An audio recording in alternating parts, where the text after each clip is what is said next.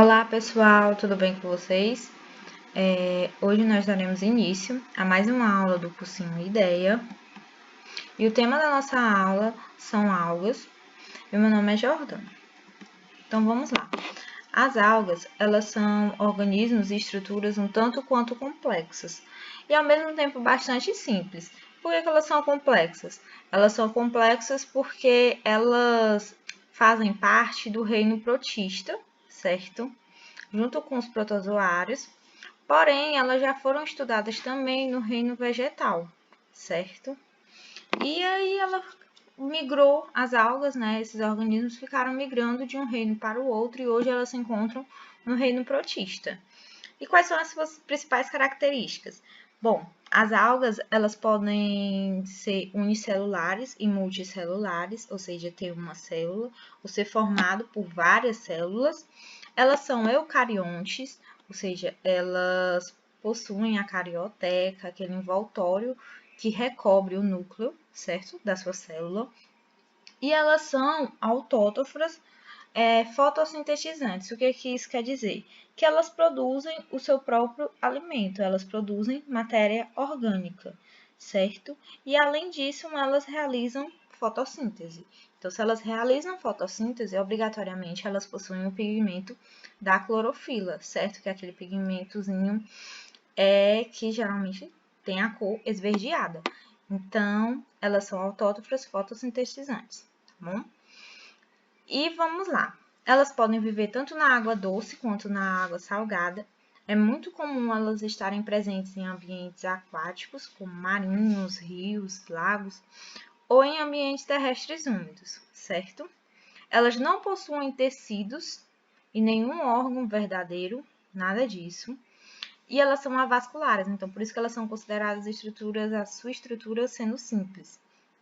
E nós temos também dois tipos de algas, que são as algas microscópicas, que são as mais conhecidas, são o fitoplâncton. O que são o fitoplâncton? Né? O fitoplâncton é conhecido como um conjunto de algas microscópios que eles ficam recobrindo as ondas do mar, certo?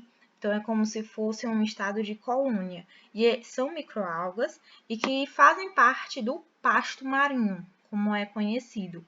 Esse pasto marinho, ele vai produzir oxigênio, certo? E vai produzir matéria orgânica.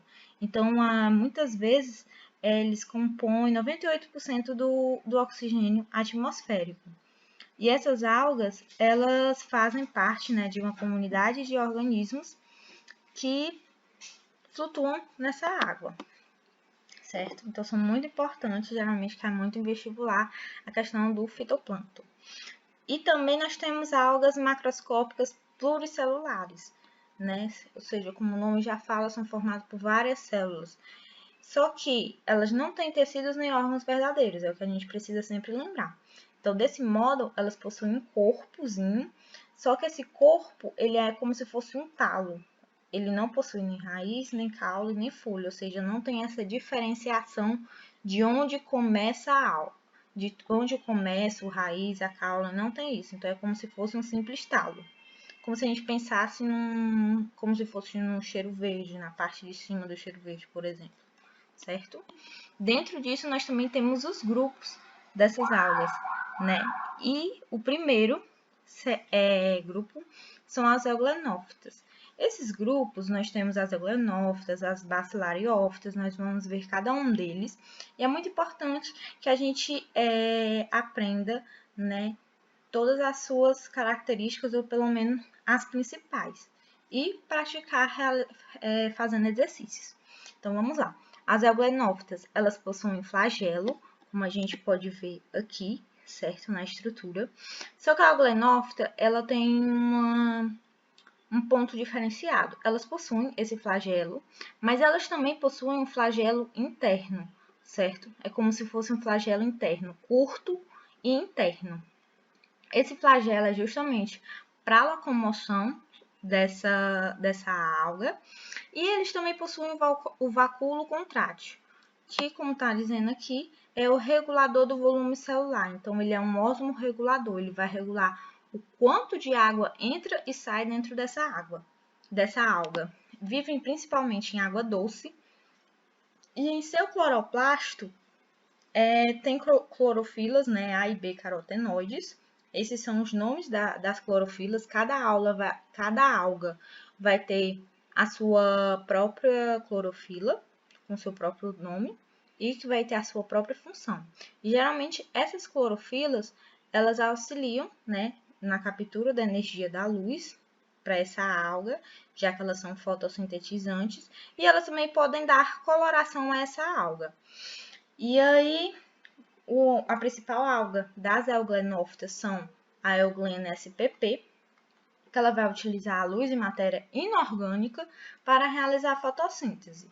E quando isso está ausente, ela vai realizar uma nutrição heterótrofica, ou seja, ela vai captar alguma matéria do ambiente para poder se alimentar.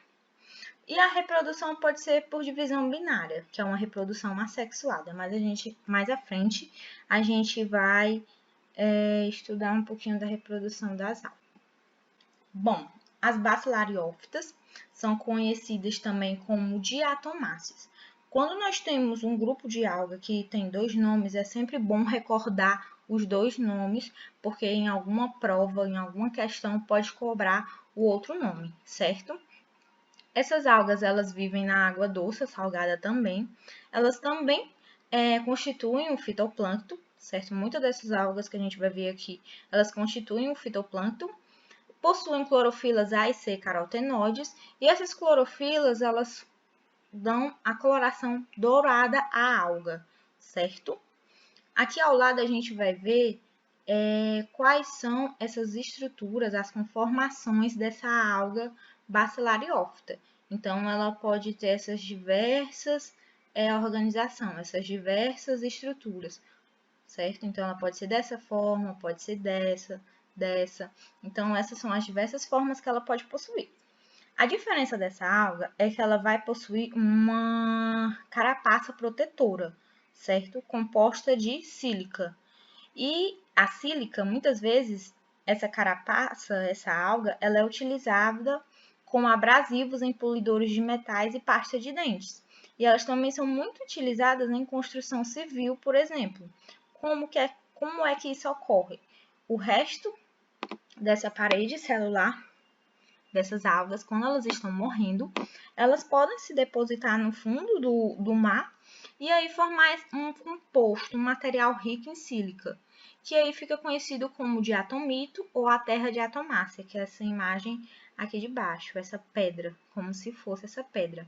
Isso é muito utilizado na construção civil, certo? E a reprodução pode ser assexuada por bipartição ou sexuada com produção de gametas. Os ginoflagelados. Os ginoflagelados também são conhecidos como pirrófitos devido à sua cor avermelhada, como a gente está vendo aqui embaixo. Esse fenômeno aqui que nós estamos vendo é o fenômeno da maré vermelha. Os ginoflagelados, eles também são heterótrofos, então além de autótrofos, são heterótrofos, estão presentes no fitoplâncton, alguns estão presentes na água doce, e eles apresentam em sua estrutura 2 sulcos, é como se fosse 2 entradas, certo? De onde saem 2 flagelos. Então, quando a gente pensar em dinoflagelados, o próprio nome já diz, sai 2 flagelos, eles têm 2 flagelos, certo? E esse batimento de flagelos vai provocar um movimento de rotação, e é desse modo que a alga ela vai se locomover. São portadores de clorofilas A e C e carotenos, de cor avermelhada, e eles também armazenam óleos marinhos. Algumas algas elas vão armazenar alguns compostos. Os ginoflagelados, por exemplo, armazenam óleos marinhos. E algumas vezes essas algas elas vão se proliferar em excesso e podem produzir a maré vermelha. Quando é que ela vai se proliferar em excesso? Essa proliferação em excesso muitas vezes se dá pela questão também do meio ambiente. Quando nós temos um mar muito poluído, essas algas elas vão se proliferar em excesso e produzir a maré vermelha, certo? Nós também temos a reprodução por divisão binária, E algumas têm a capacidade de emitir luz, que é conhecido como bioluminescência, que é, por exemplo, essa alga aqui de cima, que é a Noctiluca sp, certo? Então, elas têm esse fenômeno. As clorofícias são algas de cor verde, certo? E da clorofila, né, predominante, sobre as de outros pigmentos. Então, quando a gente pensar clorofícias, a gente lembra de clorofila. Então, lembra clorofila, cor verde. Possuem clorofilas A e B carotenoides e xantófilas, que são os outros tipos de carotenos e de pigmentos. A sua parede celular é de celulose, certo? Diferentemente do outro tipo de água que nós vimos, eles armazenam amido, que no caso é um glicídio, um carboidrato, e são encontradas em ambientes aquáticos e úmidos, e podem ser uni- e pluricelulares. E a coloração deles vão variar em diferentes tons de verde. Outro tipo de algas que nós também temos são as feofícias. As feofícias são algas quase todas marinhas, macroscópicas e pluricelulares, certo? Possuem clorofila A e C associada aos carotenoides, como a fucoxantina. Esse pigmento ele vai dar a coloração marrom para a alga. Nós temos uma parede celular de celulose e algina, que é usado também como espessantes. Espessantes, por exemplo, em sorvete, em gelatinas, em alguns produtos químicos. Algumas vezes esse corpo dessa alga vai apresentar partes que vão se assemelhar a raiz, caules e folhas, que são chamados de rizóides, cauloides, filóides ou lâminas, certo? São como se fossem termos, nomes falsos para essas estruturas, já que elas não possuem. Eles armazenam óleos e laminaria, e a coloração vai variar sempre entre o bege e o marrom. E nós temos outro grupo de algas também, que são as rodofícias. As rodofícias ela tem essa cor avermelhada, produzido por esses pigmentos, que é a clorofila A, a ficoeretina e a ficobilina. Eles vão armazenar um glicídio semelhante ao glicogênio. A maioria são pluricelulares e marinhas, e na sua parede celular vai haver, além da celulose, H e carreginina, que também são outros tipos de substância que vão dar consistência em pasta de dentes, em gelatinas, em cremes, certo? E agora nós vamos para a reprodução dessas algas. Antes da gente falar um pouquinho das reproduções das algas, a gente tem que entender a importância dessas algas, certo? Para o meio ambiente, para a questão da produção de matéria orgânica, produção de oxigênio, e é muito utilizada também no âmbito industrial e farmacêutico. E a reprodução dessas algas, ela se difere em sexuada e assexuada.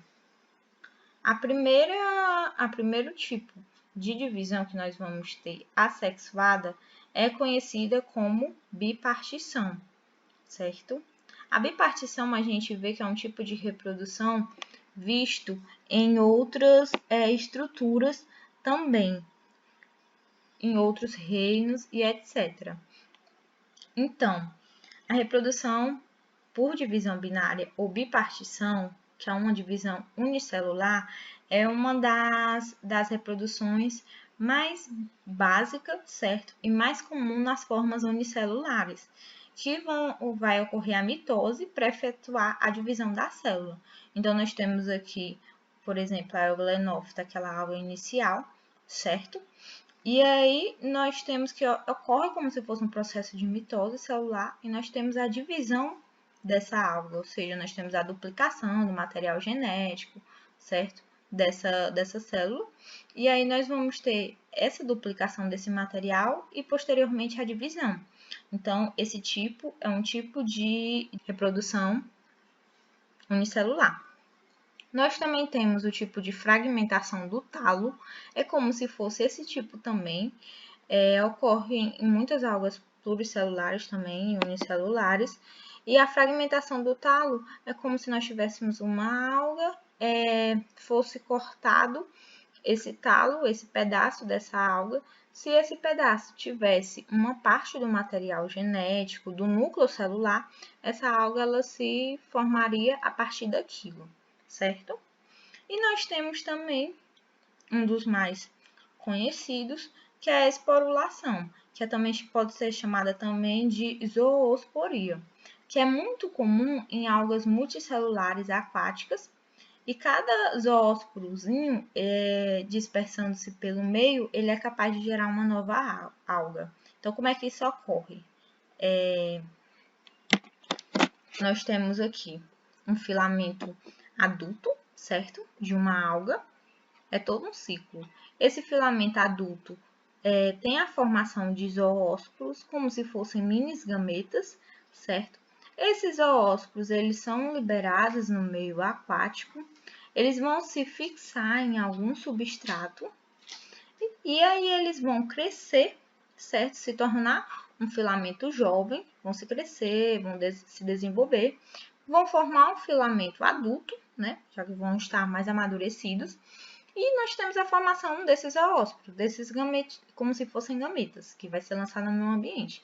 Então, é todo um ciclo.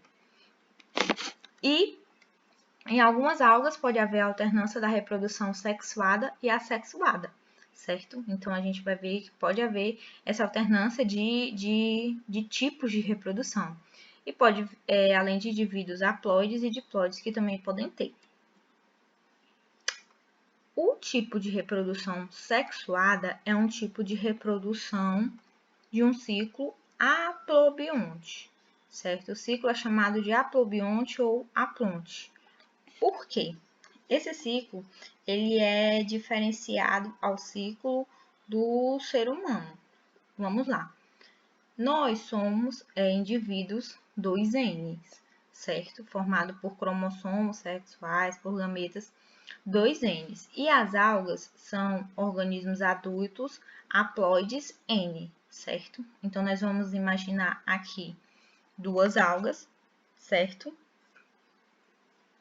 E nós temos que essas duas algas, elas são unidas sexualmente, onde vai ocorrer, né, a fecundação, o encontro desses gametas, só que elas vão se fundir. Quando elas se fundem, elas formam essa fusão citoplasmática, certo? Elas estão unidas. Nós temos esses dois indivíduos adultos unidos, esses dois indivíduos adultos N. E aí, esses dois indivíduos adultos N, eles vão formar um zigoto 2N, certo? Esse zigoto 2N, ele vai sofrer um processo de redução, um processo de meiose, e ele vai se diferenciar em 4 indivíduos, certo? Ns. Ou seja, de 2N, ele formou, por meiose, um processo de 4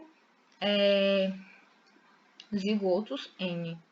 E esses zigotos, eles são liberados no meio e eles vão formar, posteriormente, organismos jovens haploides, né, Ns.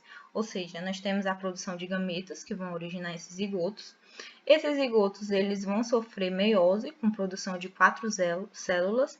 Esse processo é chamado de zoósporos, vão ser formados zoósporos.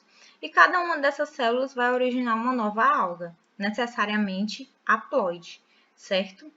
Já em outras algas, a geração adulta ela é diploide e produz gametas por meiose.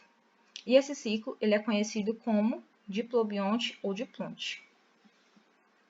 Então, pessoal, é isso. Muito obrigada pela atenção de vocês, ótimos estudos e resolva exercícios. Até a próxima!